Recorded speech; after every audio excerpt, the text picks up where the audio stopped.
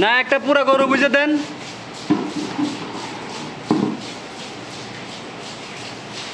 এটি খাইতে খাইতে একবারে ফ্যাট বেড়ে যাবো গা।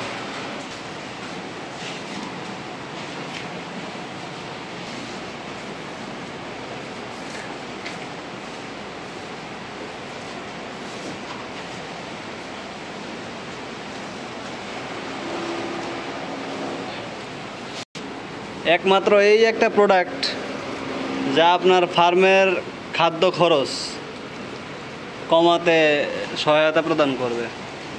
এছাড়া অন্য কিছুতে আপনি খরচ কমাতে পারবেন না।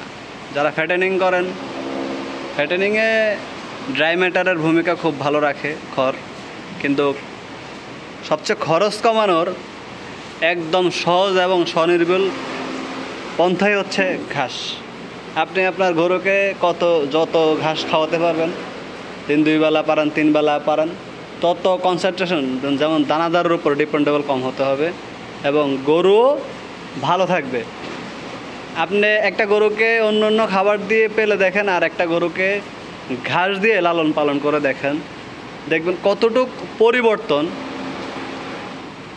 লক্ষ্য করার মতো চোখে পড়বে আপনার। আসুন, গবাদি পশু পালন করার আগে অবশ্যই ঘাসের যোগান দেওয়ার চেষ্টা করি। ঘাস স্বনির্ভরশীল খামার তৈরি করি, গরুকে ঘাস দিই, গরুর মুখে দেব ঘাস, দুধ দেবে 12 মাস। একটা প্রবাদ যে আছে, সেই কথাটাই আসলে আপনাদেরকে মনে করিয়ে দেওয়ার জন্য চেষ্টা করলাম। আর এটা মেশিনে কাটা, একবারে দেখেন কুচি কুচি করে ফেলছে। সেখানে বয়স্ক আর কচি কোনো ঘাসের কোনো তফাৎ নেই, সব মেশিনে কেটে একবারে ম্যাশ করে ফেলছে। এটার আর একটু বাড়াই দিন, ঠিক আছে? পরে এটার হ্যাঁ হ্যাঁ পেট বললে আর একটু দেন শুকনা গরু। তো এই হচ্ছে মূল থিওরি। আপনি যত ঘাস দিতে পারবেন গরুকে, ততই গরু ভালো থাকবে। আর আমরা রাফেজের 95% চেষ্টা করব কাঁচা ঘাস দিতে। ড্রাই ম্যাটার খড় আপনি একটা টাইম দিতে পারেন গোবরটাকে ডাইজেস্টিং ব্যালেন্স করার জন্য, কারণ যদি কাঁচা ঘাস শুধু কাঁচা ঘাসই দেন, তখন দেখবেন গরুর পায়খানা একবারে নরম হবে, সেক্ষেত্রে আপনি গোবরটাকে ব্যালেন্স করতে পারবেন না। যত খরচ কমাতে পারেন কাঁচা ঘাস দিয়ে, দেখেন কাঁচা ঘাসের জন্য তারাও কি মরিয়া।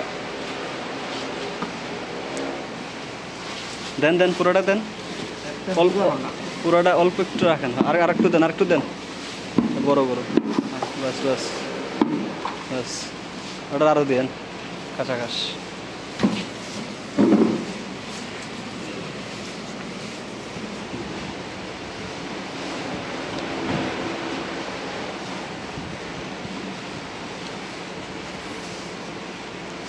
এবার আসেন আমরা ঘাস কি পানিতে কি ঘাস। আপনার এলাকায় সাপোজ 6 মাস পানি থাকে, সেক্ষেত্রে আপনি হোয়াইট জার্মান বা অজানা এই জাতীয় ঘাসগুলো আপনি তৈরি করতে পারেন, রোপণ করতে পারেন আপনার এলাকায়। আর যাদের উঁচু জমি আছে, আমার দেখা বেস্ট বর্তমানে জারা ঘাসটা। এই জারা ঘাসটা, যারা F1 বা যারা যে ঘাসটা আছে, সেটা খুব ফলন হয়। একটা সময় নেপিয়ার, পাংচং, স্মার্ট নেপিয়ার, কত ভুং কত কিছুই দেখলাম, তবে জারার মতো ফলন আমি খামারি হিসেবে আমি জারার মতো ফলন পাইনি। তো যাদের জায়গা আছে তারা ঘাস তৈরি করেন, ঘাস লাগান, গরুর ফার্মে খরচ কমান। আর দেখবেন যাদের 33 বিঘা, ওখানে 8 থেকে 9 টন যদি প্রপারলি আপনি যত্ন করতে পারেন, 8 থেকে 9 টন ঘাস হবে। সেই 8-9 টন ঘাস দিয়ে সুন্দর আপনি গরু পালন করতে পারবেন। আর যদি যাদের আমাদের অঞ্চলের মতো 120% বিঘা, আমাদের এদিকে 120% বিঘা হয়, আমাদের তো প্রায় বিঘা প্রতি প্রায় 20 টন 22 টন ঘাস হয়।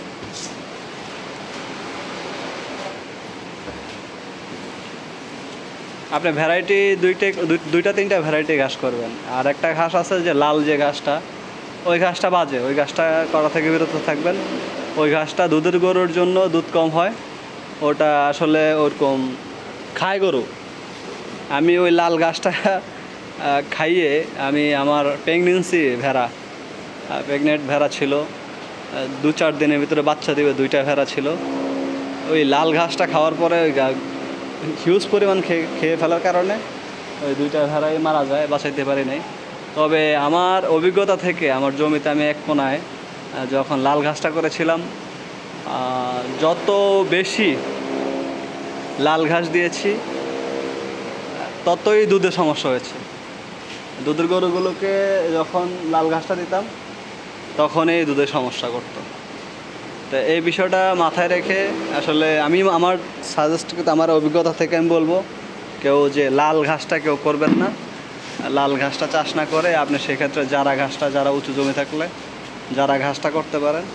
আর উঁচু জমি না থাকলে আপনি পানির জন্য জার্মান, হোয়াইট জার্মান বা অজানা হাইব্রিড, অজানা হাইব্রিডটাও পরিমাণ এটাকে দেন।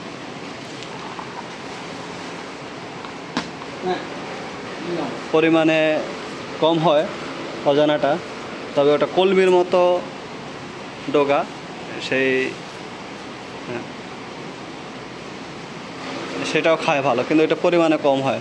তবে সবচেয়ে পানিতে ভালো ঘাস হচ্ছে আমাদের জার্মান, হোয়াইট জার্মান, এই ঘাসগুলো। গবাদি পশুর ক্ষেত্রে আসলে মায়া থাকতে হবে। দেখেন, মায়া না থাকলে এদের প্রতি কিছুই করা সম্ভব। আমার প্রত্যেকটা গরুর শরীর দেখেন চকচকা, কারণ আমি নিয়মিত এদেরকে কৃমিমুক্ত করি, লিভার টনিক, জিঙ্ক ইউজ করি। যদিও আমি বড় গরুর ক্ষেত্রে জিঙ্ক ব্যবহার করি না, শুধু লিভার টনিক ব্যবহার করি। আর ছোট গরুর ক্ষেত্রে অবশ্যই লিভার টনিক এবং জিঙ্ক ইউজ করি। আর বাচ্চাদের ক্ষেত্রে প্রতি 3 মাস পর পর তো কৃমি করি। ইভেন আমি গ্রুপ চেঞ্জ করে একবার যদি আমি মুখের যে বোলাসটা আছে সেই বোলাসটা দিয়ে থাকি, আরেকবার আমি ইনজেকশন দেওয়ার চেষ্টা করি পরজীবী। কারণ গরুর 2 প্রকার কৃমি, একটা হচ্ছে রোমেনের কৃমি আর একটা হচ্ছে বহিক পরজীবী। তো চেষ্টা করি আসলে একবার একটা গ্রুপ চেঞ্জ করে কৃমি দেওয়ার জন্য। আমি এখন দেব ট্যাবলেট, 3 মাস পরে দেবো ইনজেকশন, তারপর আবার দেবো ট্যাবলেট, তারপরে দেবো ইনজেকশন। আর বাছুরের ক্ষেত্রে আমি প্রথম 5 থেকে 7 দিনের মাথায় কৃমিমুক্ত করি, তারপরে আবার 21 দিনের মাথায় করে, তারপরে প্রথম 3 মাসে তাকে 3 বার কৃমি করে ধাপে ধাপে গ্রুপ চেঞ্জ করে। এক্ষেত্রে আলহামদুলিল্লাহ আমার বাছুরেরও গ্রোথ ভালো হয় এবং বাছুরের ইমিউনিটি সিস্টেমও বিল্ড আপ হয় এবং তারা খুব দ্রুতই বড় হয় এবং হেঁটে আসে। যেমন আমার এই বাচ্চাটার বয়স 11 মাস, এর বর্তমান লাইভ ওয়েট আছে 270 থেকে 80 কেজি। ও বিশ্বাস করবেন কিনা জানে না, ওর গ্রোথটা খুব ভালো হয়েছে এবং ওর মায়ের পর্যাপ্ত পরিমাণ দুধও পেয়েছে। তো সবাই ভালো থাকবেন, সুস্থ থাকবেন, হ্যাপি ফার্মিং। ভালো লাগলে ভিডিওটি অবশ্যই লাইক, কমেন্ট, শেয়ার করে অন্যকে দেখার সুযোগ করে দেবেন। আসসালামু আলাইকুম রাহমাতুল্লাহ।